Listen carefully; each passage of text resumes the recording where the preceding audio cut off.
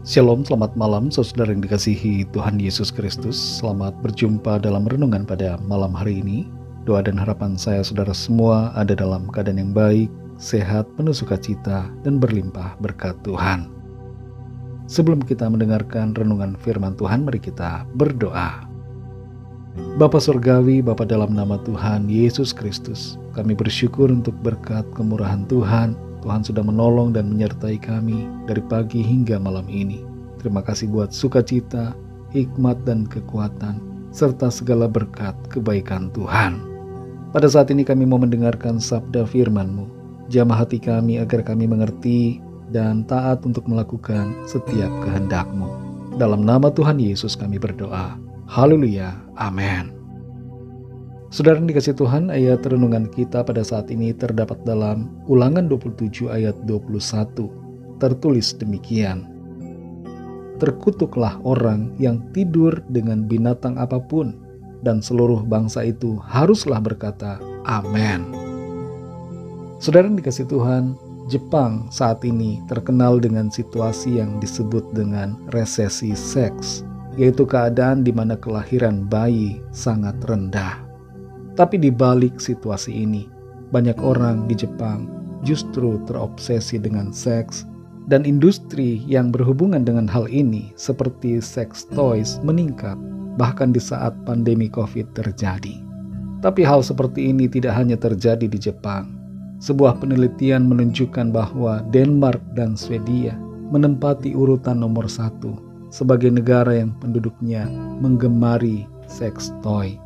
Sebagai orang percaya, kita hendaknya tidak melakukan dan tidak terlibat dengan hal-hal yang demikian. Tuhan menciptakan kita manusia dengan suatu tujuan yang mulia, di mana kita perlu hidup dalam pimpinan roh, bukan dalam kedagingan. Ada banyak binatang tertentu yang lebih bisa mengendalikan diri dalam hawa nafsu seksualnya dibandingkan dengan manusia. Dan kita perlu belajar untuk hidup dalam pengendalian diri, melebihi binatang dan makhluk ciptaan Tuhan lainnya. Sebab kita diciptakan serupa dan segambar dengan Allah yang mulia. Dalam Ulangan pasal 27 ayat 21 ini tertulis, terkutuklah orang yang tidur dengan binatang apapun, dan seluruh bangsa itu haruslah berkata, Amin.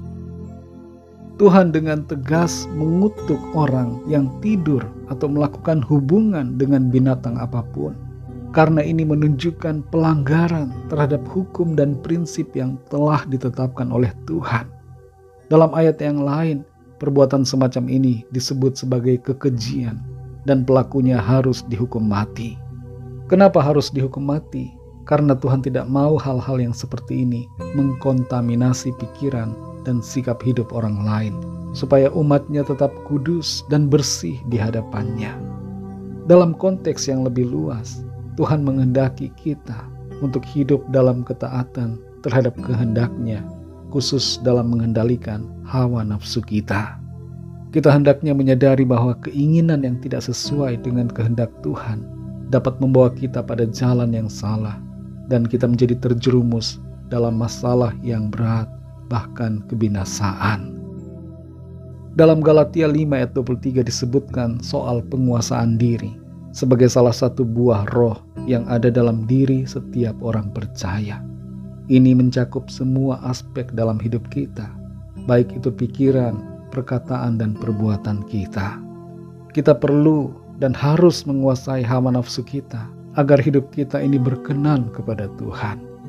Mungkin ada dari kita yang berpendapat bahwa tidak ada ayatnya dalam Alkitab, jadi boleh dilakukan.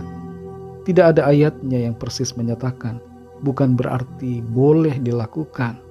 Kita semua diberikan hati nurani, dan Roh Kudus ada di dalam kita, sehingga kita tahu mana yang baik, mana yang kudus, dan mana yang berkenan kepada Tuhan.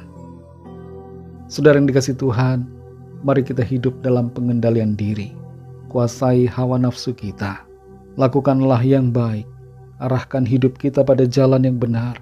Manfaatkan waktu hidup yang ada untuk melakukan hal-hal mulia yang bermanfaat dan memuliakan Tuhan. Walaupun mungkin ini bukan perkara yang mudah, tapi dengan pertolongan dan kuasa Roh Kudus, kita dapat mengatasi setiap dorongan hawa nafsu kita dan hidup sesuai dengan apa yang menjadi kehendak Tuhan. Kasih karunia Tuhan akan menolong dan memampukan saudara dan saya. Mari kita berdoa.